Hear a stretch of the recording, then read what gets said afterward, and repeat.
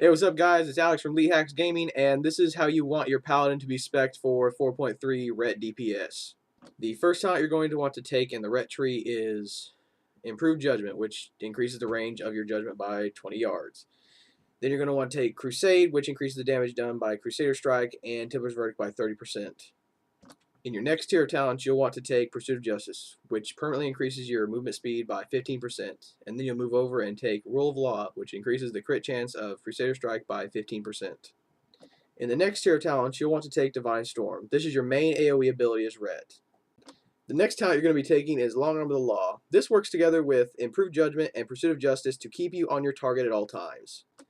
The next talent you're going to take is the Art of War. This gives your auto attacks a 20% chance to make your next exorcism free to cast, instant, and do 100% additional damage. The next talent you're going to want to take is called Communion. This increases your group's damage dealt by 3% and your own damage by an additional 2% at all times. After you take Communion, you're going to want to move on to Sacred Shield.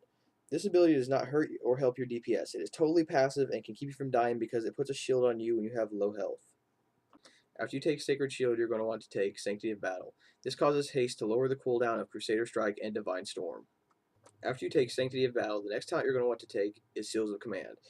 This causes your seals to do an additional 7% weapon damage when they are triggered, and causes Seal of Righteousness to hit all targets within melee range. After you take Seals of Command, you're going to want to take Sanctified Wrath. This increases the crit chance of Hammer of Wrath by 6%, reduces the cooldown of Avenging Wrath by 60 seconds, and lets you use Hammer of Wrath at all times during Avenging Wrath.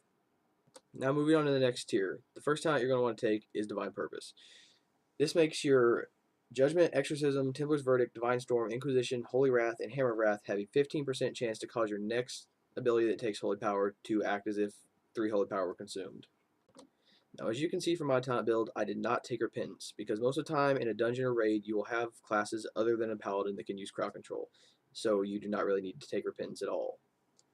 Now, the next talent you have to take is totally optional, but I chose Selfless Healer, because out of all the talents, it is probably the one that can actually help your DPS the most, because it reduces the cooldown of Word of Glory by 10 seconds, and makes it so whenever you heal someone else with Word of Glory, it not only heals them for more than it would you, it also increases your damage done by 4% for each charge of Holy Power you used on them.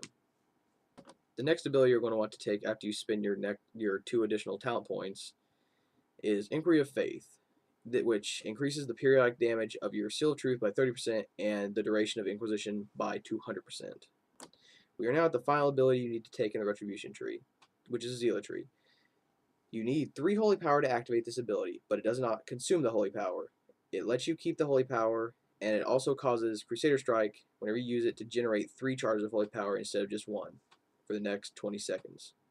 After you finished out your talents in the Ret tree, you're going to want to move over to the Protection tree and take Seals of the Pure. This causes your seals to deal an additional 12% damage. After you take Seals of the Pure in the Protection tree, you're going to want to move over to the Holy tree and take Judgments of the Pure. This causes your judgment to increase your haste by 9% all around for 1 minute. After you fill up Judgments of the Pure, you're going to want to move over and take Arbiter of the Light. This increases the crit chance of your Judgment and Templar's Verdict by 12%. After Arbiter of the Light, you're going to want to go down and take Blazing Light, which increases the damage of your Exorcism by 20%.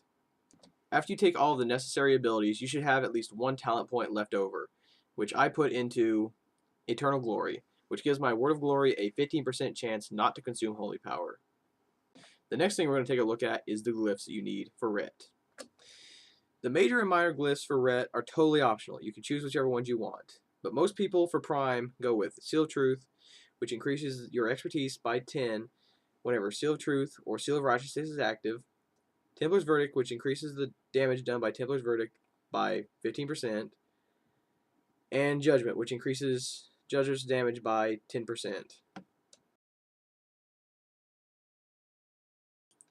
As a Ret Paladin, your stat priorities are Strength, Expertise to 16 because of the extra 10 you get from the Seal of Truth glyph, Hit to 8%, Mastery, Crit, then Haste. Check out part 2 of this guide for Ret rotation, and stay tuned after the credits for a blooper recording.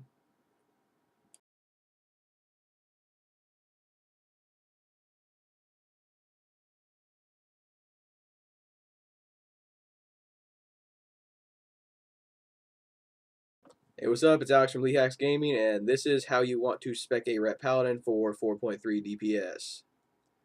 First time you're going to want to take is Improved Judgment. Increases the range of your judgment, and basically that's all it does. Doesn't really matter. Fucked up. Fuck you! I did not fuck up. I fucked it up. You shut the fuck up. Now.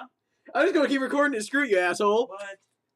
No, I'd be in that saying fuck up. I don't give a shit. Hey, you shut the fuck up. Hey. You shut the fuck up now. We're going to do this shit, and we're going to do it fucking right. Hey. Now I'm done recording.